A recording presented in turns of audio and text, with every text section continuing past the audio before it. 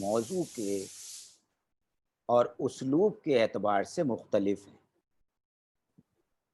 اب داستان کی ہم بات کریں اگر، تو ہمارے ہاں قدیم ترین صنف جو ہے اردو میں داستان ہے۔ آپ سب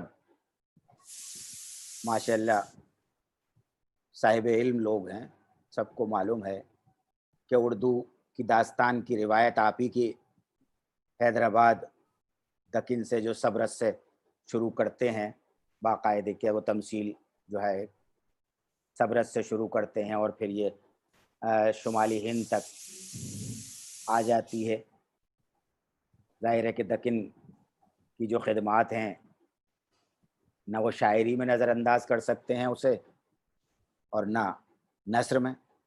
نثر کی اس سے پہلے کوئی کتاب باقاعدے ملتی ہی نہیں اردو میں۔ وہ شمالی ہند میں تو 18ویں صدی میں کتابیں دستیاب ہیں، 18ویں صدی کی۔ 17ویں صدی کی تو 16ویں 17ویں صدی میں جو مثالیں ملتی ہیں وہ تو دکن میں ہی ملتی ہیں۔ اچھا، اب داستان کی بات کرتے ہیں۔ داستان اصل میں بیانیہ ہے ایک، اور داستان آپ ایک چیز میں آپ لوگوں سے شیئر کروں کہ داستان کو ہمیشہ داستان نگاری نہیں کہتے، داستان گوئی کہتے ہیں۔ داستان گوئی کہا جاتا ہے، یعنی داستان بیان کا فن۔ داستان، اب جیسے ہمارے ہاں افسانوی ادب کی تینوں اصناف کہ اجزائے ترکیبی کی جب ہم بات کرتے ہیں تو ہم اجزائے ترکیبی کا اگر موازنہ کریں تو آپ یہ دیکھیں، پلاٹ، کردار، منظر نگاری اور اسلوب، یہ چیزیں جو ہیں ہر صنف میں، ہر افسانوی صنف کے لیے لازمی ہیں۔ اب میں آپ کو تینوں کے پلاٹ کے بارے میں الگ الگ بتانے کی کوشش کروں گا۔ آپ داستان کا پلاٹ دیکھ لیجیے۔ داستان کے پلاٹ کی ہم بات کرتے ہیں۔ داستان کا پلاٹ غیر مربوط ہوتا ہے۔ غیر مربوط یعنی دیکھیے، پلاٹ طالب علموں کے لیے میں عرض کروں کہ پلاٹ اسے کہتے ہیں کہ جیسے ہم ایک مکان بنائیں اور اس مکان پہ پہلے نقشہ بناتے ہیں، زمین کے لیے زمین پر نقشہ بناتے ہیں، اور نقشے کے مطابق عمارت کھڑی کرتے ہیں۔ یعنی کوئی بھی فکشن نگار، ناول نگار ہو یا افسانہ نگار، وہ بغیر اس کے کیا کہنا چاہیے پلاٹ کے کوئی بھی کہانی ترتیب نہیں دے سکتا۔ داستان کا پلاٹ، جیسے کہ میں نے کہا کہ غیر مربوط پلاٹ ہوتا ہے، وہ اس لیے کہ داستان میں کوئی کہانی اس طرح نہیں ہوتی جس طرح ناول اور افسانے میں ہوتی ہے۔ داستان ایک خاص طرح سے یا خاص اس کی ابتدا ہوتی ہے اور پھر پھیلتی چلی جاتی ہے، اور اتنی پھیلتی چلی جاتی ہے کہ وہ باغ و بہار بھی بن سکتی ہے، یا رانی کیتکی بھی بن سکتی ہے، اور داستان امیر حمزہ بھی بن سکتی ہے۔ آپ تمام حضرات جن لوگوں نے داستانوں کا مطالعہ کیا ہے وہ جانتے ہیں کہ تمام داستانوں کی ابتدا میں یکسانیت ملے گی، اور وہ یکسانیت یہ ہوگی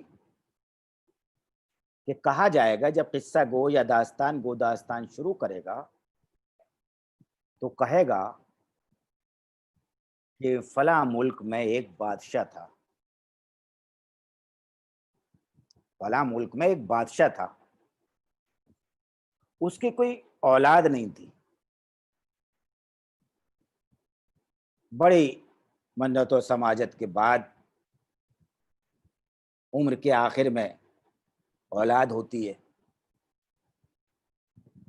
اور تمام نجوم یہ کہتے ہیں کہ 14 سال کی عمر اس کے لیے خطرناک ہے۔ اگر یہ عمر کا یہ گزر جاتی ہے تو سب خیر ہے، باقی پھر، لیکن داستان گو کبھی 14 سال کی عمر پر ٹھہرتا نہیں، اسے قصے کو آگے بڑھانا ہے، کہانی کو آگے لے جانا ہے۔ اس عمر میں آ کے وہ شہزادے کو کوئی خواب دکھا دے گا، خواب میں کسی کی شکل کسی شہزادی کو دکھا دے گا، کوئی تصویر اسے مل جائے گی دیکھنے کے لیے، اور وہ نکل پڑے گا۔ کہانی یہاں سے شروع ہو جاتی ہے۔ دیکھیں، داستان گو کے سامنے کوئی طے شدہ پلاٹ نہیں ہے، اسے ابتدا معلوم ہے اور انجام معلوم ہے۔ ابتدا یہ ہوگی کہ بادشاہ کے اولاد نہیں ہے، شہزادہ پیدا ہونا ہے، اور اختتام یہ ہوگا کہ آخر میں شہزادہ اور شہزادی مل جائیں گے۔ درمیان ایک کہانی کہاں بھٹکتی ہے یہ کسی کو نہیں، سننے والے کو بالکل نہیں معلوم۔ یہ وقت تعین کرتا ہے کہ سننے والے کے پاس کتنا وقت ہے۔ اب آپ یہ دیکھیں کہ ہمارے ہاں چھوٹی سی داستان باغ و بہار،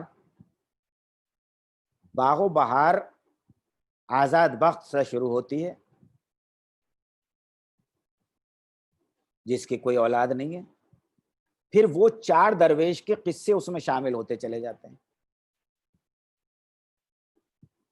اگر یہ 4 درویش نہیں ہوتے، 3 یا 2 ہوتے، تب بھی قصہ پورا ہو جاتا۔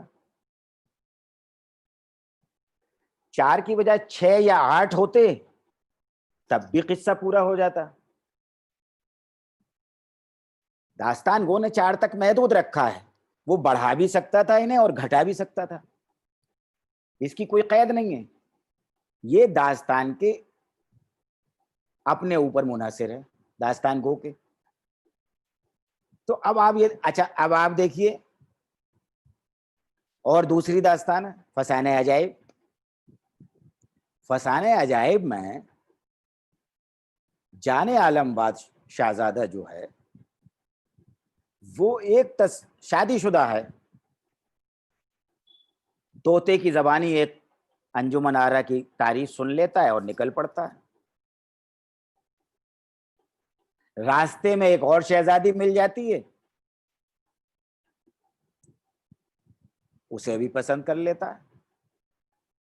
یہ قید نہیں ہے، کہانیاں اس طرح شامل کی جاتی ہیں، ایک ضمنی کہانیاں جو کہتے ہیں نا کہ ہم قصوں میں ضمنی کہانیاں شامل کرتے ہیں۔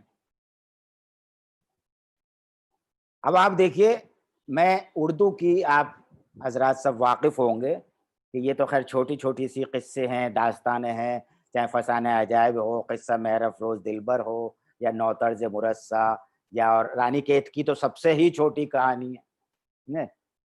اب ہمارے ہاں جو طویل داستانیں ہیں وہ بوستان خیال اور داستان امیر حمزہ۔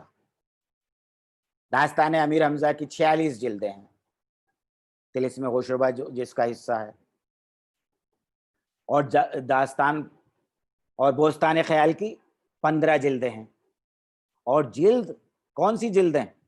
یہ نہیں ہے ہماری چھوٹی چھوٹی کتابیں 2 250 صفحے کی، جہازی سائز، یعنی 1.5 فٹ لمبائی اور 1 فٹ چوڑائی اور 1,000 صفحات۔ آپ اندازہ کیجئے اس میں کہاں سے آپ پلاٹ ڈھونڈیں گے۔ میں ایک بیچ میں بتاتا چلوں، مرزا فرت اللہ بیگ جو ہمارے بہت بڑے مرزا نگار گزرے ہیں، انہوں نے بوستان خیال پر ایک مضمون لکھا، اور مضمون میں لکھا، یہ ان کے الفاظ ہیں کہ کمبختوں نے جلد کا سائز ایسا رکھا ہے کہ سینے پر رکھ کر پڑھو تو سینہ دکھنے لگے، اور پڑھتے پڑھتے جھپکی آ جائے تو چہرہ زخمی ہو جائے۔ اب آپ اندازہ کیجئے کہ 15 جلدیں، 46 جلدیں، اتنی۔ اب میں جو عرض کر رہا ہوں، اچھا اس میں بوستان خیال کا کیا ہے؟ اس میں ایک شہزادہ معیز الدین کی فتوحات کا ذکر ہے، اور فتوحات کیوں آئیں؟ وہ اس نے کہیں خواب میں دیکھا ملکہ شمسہ تاجدار کو، اس کی تلاش میں نکلا، اور راستے میں ملکہ گلشن نوبہار بھی مل گئیں، اور بھی کئی ملکائیں مل گئیں، انہیں بھی مایوس نہیں کیا۔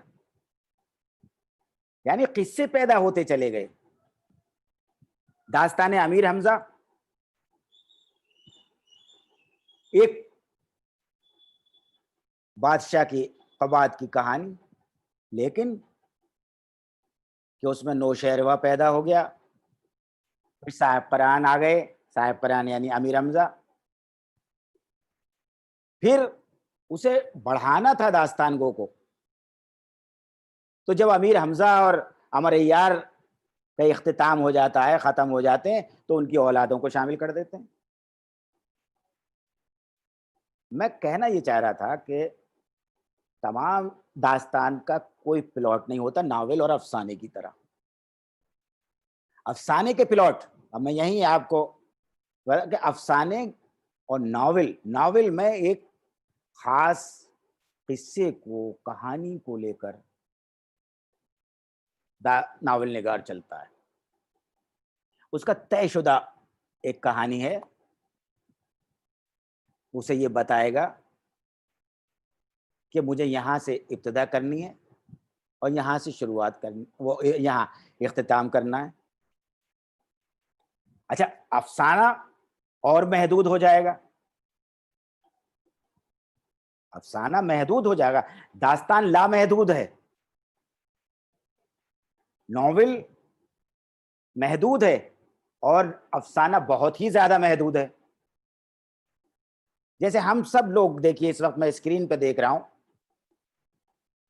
اگر ان کے سب کی زندگی کے ہم واقعات کو لکھیں تو داستان بن جائے گی، کسی ایک شخص کی زندگی کو لکھیں تو ناول بن جائے گا، اور کسی ایک شخص کی زندگی کے ایک واقعے کو لکھیں تو افسانہ بن جائے گا۔ اسی لیے